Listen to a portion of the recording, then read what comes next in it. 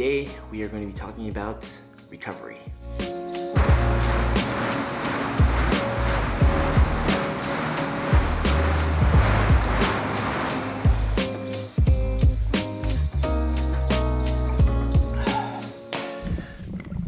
Alright, so if you've been following at all, you know that I recently, or relatively recently, over the summer, started using Whoop to track my strain, recovery, and try to optimize my physical performance, especially trying to dunk at 5'6". I can use all the help I can get, but today my Whoop recovery score, which is a proprietary score that they use, is a 91%, which is actually really good, and I'm really happy with that. But as far as the recovery goes, the main three things of the recovery pyramid that you should for sure always focus on are sleep, diet / nutrition, and of course your hydration. So always try to make sure those things are in check. Try to get at least 8 hours of sleep. I try to shoot for 128 ounces of water. Don't always hit that.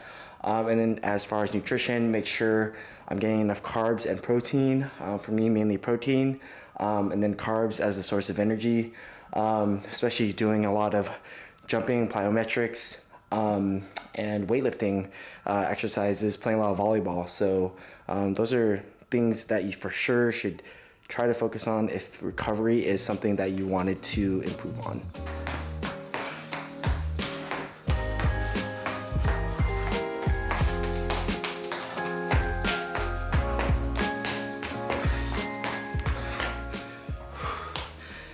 All right, so you got your sleep, hydration, nutrition / diet. Okay, say you try your best to get all those 3 boxes checked. How do you know if you are recovered or not? So this is pretty difficult because yeah, you're pretty much just gonna go based off feel. Like, you wake up in the morning, do I feel refreshed? Do I feel maybe not sore?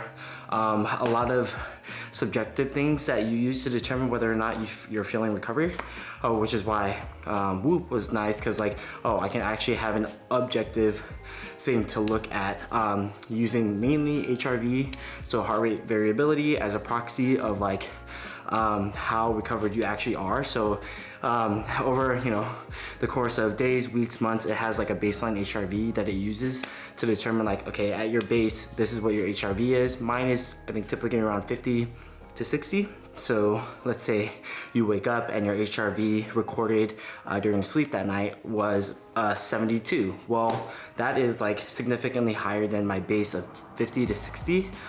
So then it's okay, you're probably really well recovered. I mean, it uses other metrics too, as your sleep quality, your respiratory rate, and other things like that. But that is a easy way for me to separate how I'm feeling and what my data actually says. And why is that important? Because you had a high strain day the day before, and so going to the next day, you may feel really good, but it's the data says hey, maybe you're not as recovered because your HRV is low, maybe 30. And based on that, maybe you should take a lighter day today so that you don't put too much strain on your body. So separating the subjective and objective has actually been pretty helpful. Some days I'm all right, I'm just gonna grind it out even though I'm not the most recovered. But that's only if I'm on some sort of schedule and I won't be able to work out later in the week or something like that. But typically, if I'm not in red recovery, which is under 33%, which actually rarely happens, then I will, moderate my workouts accordingly. So my workout today, for those curious, was a jump session. I usually do this at the park or at the gym, but don't have as much time today, so I'm just gonna do it in my backyard. And then clean pulls. I'm probably just gonna try to do power cleans, some reverse step ups, and I think one other accessory exercise that I need to take another look at. But as far as the warm-ups, I still have some stuff I have to go outside for, mainly sprints, so I'm gonna go do that.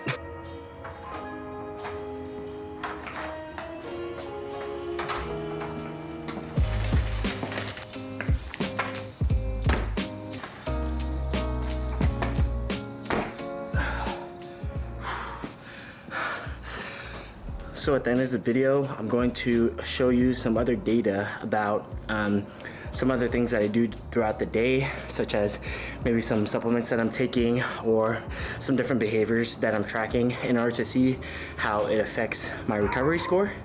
And at the end of the month, Whoop gives a really handy monthly performance assessment where you can see, based on what data you logged, you can see how that correlates or affects your recovery, which I think is a really powerful feature. So yeah, hopefully you can get some stuff out of that at the end of the workout.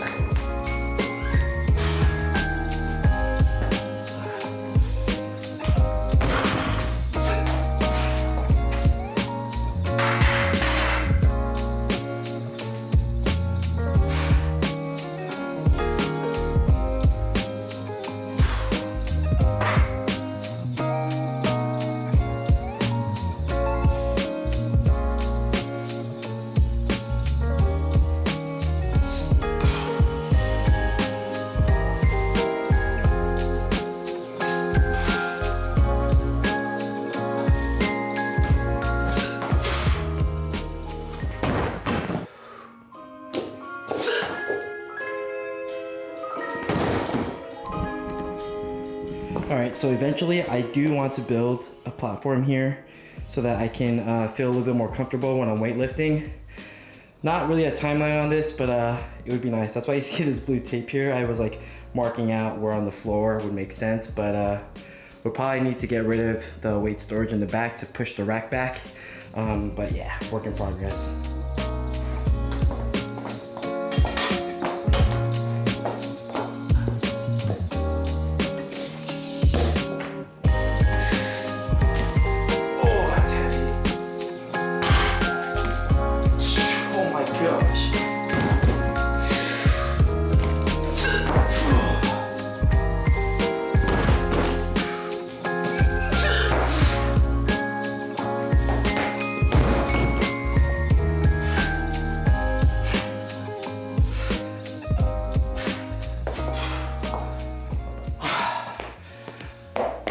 Finally, the end of the workouts. So now we can go over some of the things that either help or do not help my recovery. So this is what Whoop looks like when you're ending a workout. So my strain was a 7.6, which is pretty moderate for me. Then you just hit end and save the workout, and that's pretty much it. So what we're gonna look into right now is my monthly performance assessment. Here are some of the behaviors that have a significant impact on my recovery. Massage therapy, 17%. Fish oil, 11%. Working late, plus 9%. I am going to take that with a grain of salt. Breath work, plus 7%. So negative impact. We have melatonin, minus 4%. Multivitamin, minus 4%.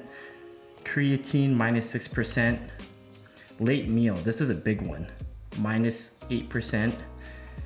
Stress, minus 10%. Work from home, minus 14%. And yeah. From that information, I do make a lot of behavioral changes based on this information. The main things that I try not to do in order to not negatively impact my recovery is I try not to eat dinner 3 to 2 hours before I go to sleep, because as you saw, that has a significant impact on my recovery, an average of minus 8%, mainly because, long story short, your body cannot properly recover because when you're sleeping, it's going to be focused on digesting your food. I stopped taking melatonin as a sleep aid. If you listen to Huberman podcast, which I highly recommend, he has a really in-depth episode about sleep, and he is not a big fan of melatonin, and in replacement of that, I took his recommendation of taking magnesium and theanine, and both of those have been helping me a lot, so I am continuing to take those supplements before I go to bed. As far as how do I try to improve my recovery, so the top two for me were massage therapy, but that's kind of pricey. I've only done it 5 times, but it has had the biggest impact on my recovery. Fish oil is in second, so plus 11%. So I do try to take fish oil daily. And then another big one was breath work. So like breath work or meditation. I've been doing that more consistently using a Headspace. And yeah, so this is gonna be highly personal based on your body and what works for you. So my suggestion is you try different things, see what works. But hopefully that was kind of helpful for you. But my suggestion would be, of course, the pyramid of sleep, nutrition, and hydration. And then after that, a lot of small things you can do. But a big one, don't late night snack or eat, because that is gonna heavily impact your recovery for the next day. So if you like this video, thanks for watching, subscribe, and I will see you in the next one.